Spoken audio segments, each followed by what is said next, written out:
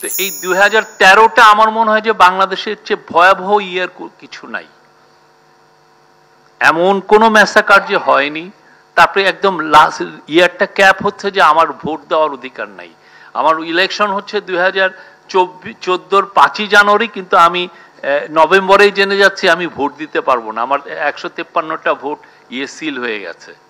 বা ওই সময় 2013 সালে একমাত্র নুরুল কবির ভাইয়ের পত্রিকায় রিপোর্ট হয়েছিল, এইটা আসা উচিত ছিল যে গুম হলো ফার্স্ট ব্যাচ অফ পিপল, একটা না যে গুম হয়ে গেল নীরবে, হঠাৎ করে 18টা ছেলে নাই। এবং আমরা দেখছি কি রিপোর্টটা করছেন হচ্ছে নিউএস ছাড়া কেউ করছেও না, খুবই ইয়েতে, ভয়াবহ একটা বিষয়। একসাথে 18টা ছেলে মেয়ে বিএনপি করে বেশিরভাগ, তাদেরকে গুম করে দেওয়া হলো, কিন্তু দেখেন কোনো নিউজ পেপারে কিছু নাই। আমি এই মানে গুমের বিষয়টা এখানে আসা উচিত ছিল। আরো 2013 এমন কিছু হয় না, মানে মাওলানা সাইদির যখন বিচারের রায় হলো তারপরে এই ভয়াবহ একটা কিলিং হয়েছে, আপনি দেখবেন তেমন একটা নাই। ওইখানে অর্ডারটাই ছিল যে আপনি যারা বের হবে তাদেরকে গুলি করা হবে, রাইফেলের গুলি। আপনি তো একটা ইন্টারন্যাশনাল একটা নর্মস আছে, আপনি ক্রাউড কন্ট্রোলের, আপনি লাঠি চার্জ করবেন, লাঠি চার্জে কাজ হচ্ছে না, আপনি টিয়ার সেল মারবেন, টিয়ার সেলেও কাজ হচ্ছে না, আপনি আপনার লাস্ট রিসোর্ট হচ্ছে নন লেথাল উইপেনে আপনি করবেন, রাবার বুলেট মারবেন। শেষে যে আপনি যখন দেখবেন যে আপনার জীবনটা হানি হওয়ার সম্ভাবনা আছে, তখন আপনি সেলফ ডিফেন্সে গুলি করবেন। আর ওই দিন অর্ডারই ছিল আপনার গুলি করা। আমি মনে আছে আমি 2 দিন ধরে খালি লাশ গুনেছি। আমাদের এপি নিয়ম ছিল যে আপনার যে কোনো লাশ বা যে কোনো মৃত্যু দিতে হলে এটা পুলিশের থেকে বলতে হবে, পুলিশ কনফার্ম করবে যে একজন মারা গেছেন। তো এটা আমরা 2 দিন ধরে আমার মনে আছে যে আমি খালি লাশ গুনছি। ঠিক তেমনি আপনি 2000 ওইটা তো গেল হচ্ছে 28শে ফেব্রুয়ারি থেকে 30শে ফার্স্ট অফ মার্চ, আর এদিক দিয়ে ধরেন 5-6 মে গেল হচ্ছে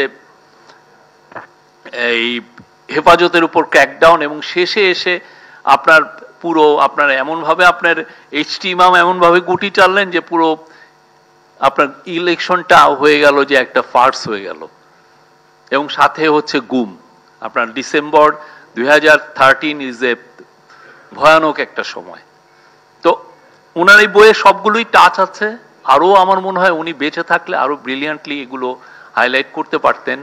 আমরা এই বইটা আমাদের পথ নির্দেশনা দিবে, সামনে আমরা কিভাবে শেখ হাসিনার এরাকে লিখব, কিভাবে আমরা দেখব।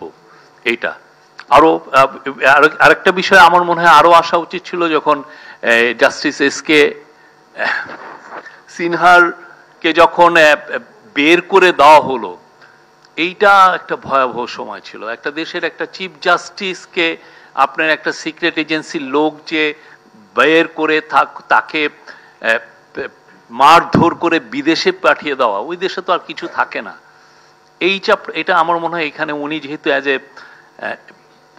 এটা এসছে, কিন্তু আরো অনেক ডিটেলস আসা উচিত ছিল। উনি যেহেতু এটা নিয়ে বই লিখেছেন ডক্টর জাস্টিস এসকে সিনহা, এটার ইম্প্যাক্টটা আমি মিনিমাম বোধহয় 25 জন জুনিয়র জাজের সাথে কথা বলেছি। তাদের সবাই যদি তাদেরকে যে একটা ইভেন্ট বলেন, তারা কিন্তু সবাই ওই একটা ইভেন্টকেই বলে, যে উনি যদি কিছু না বলতে পারে, আমি উনাকে যদি এই সিচুয়েশনটা ফেস করতে হয় তাহলে আমরা কোথায় আছি। একটা ইভেন্ট দিয়ে আপনি পুরো জুডিশিয়ারিকে বুঝতে পারবেন।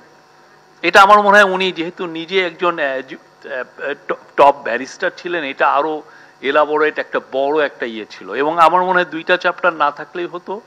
একটা হচ্ছে শেখ হাসিনা যে ডিমার্কেশন, এটা আসলে এখানে যায় না। আর একটা হচ্ছে রোহিঙ্গাটা অবশ্যই হাসিনার সময় একটা ইম্পর্টেন্ট, এবং এটা ডিমাইজ অফ ডেমোক্রেসির জন্য এটা ইম্পর্টেন্ট এই জন্য, তখন হাসিনা যেহেতু প্রায় 1 মিলিয়ন লোককে আশ্রয় দিয়েছিল, সে এবং তার যে ডিপ্লোম্যাটসরা এটাকে খুব ম্যানিপুলেট করেছে ওয়েস্টার্ন ডিপ্লোম্যাটদের কাছে। এবং ওয়েস্টার্ন ডিপ্লোম্যাটরা 2018 সালের ইলেকশন অনেকটা মিউটেড রিয়াকশন দেওয়ার মূল কারণ ছিল হচ্ছে রোহিঙ্গাদের আশ্রয়। তারা বলেছে অলরেডি এই গভর্নমেন্ট একটা রোহিঙ্গাদের আশ্রয় নিয়ে তার একটা ভয়ের মধ্যে একটা বিপদগ্রস্ত অবস্থায় আছে, সেই জন্য তারা প্রেশার দিতে। আমি নিজে 3-4 জন ডিপ্লোম্যাটের সময় এই সময় কথা বলেছি, সেইখান থেকে এটা জানা। তো আমার মনে হয় ইটস এ ব্রিলিয়ান্ট বুক, এবং উনার মানে আমি বলবো যে it's a brilliant way to sign off. Thank you very much.